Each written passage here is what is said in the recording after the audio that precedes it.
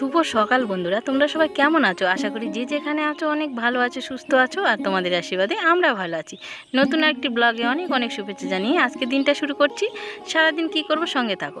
এদিকে আমাদের বিচন ফেলবে নতুন জমিতে ধান লাগানোর জন্য, তো ওর বাবা তার জন্য ধানগুলো কালকে ভিজিয়ে দিয়েছিল আর আজকে ছেঁকে উঠাচ্ছে, আর এটা জমিতে গিয়ে ছিটে দিয়ে আসবে। তো দেখো এখানে ঝাঁকার মধ্যে করে করছে, আর এদিকে আর আমি সমস্ত ঝাড়ঝুটা দিয়ে বাসি কাজগুলো এক এক করে সেরে ফেলি।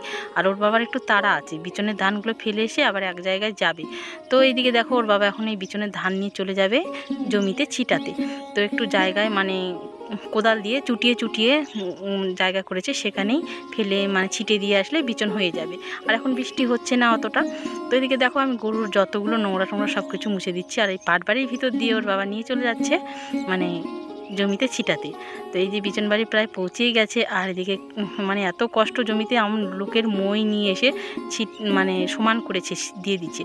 আর ঘাসগুলো অতটা মরেনি জানো তো, তো ঘাসগুলো অল্প অল্প বেঁচে দিয়েছে, কিছুটা ছিলই।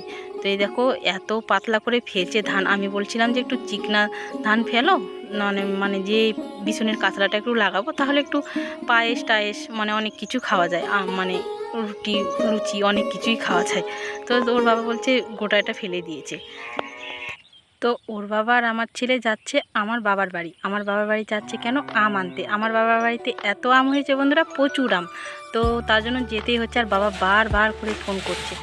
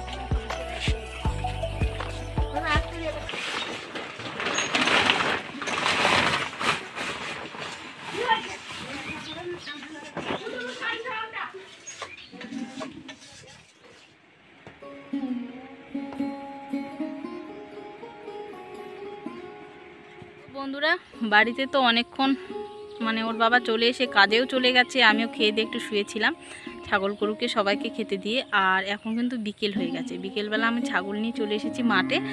আর ছাগলগুলো খাচ্ছে না, খাসিটা খাচ্ছে না জানো তো, আর হলো টেপি খাচ্ছে আর সাগর খাচ্ছে।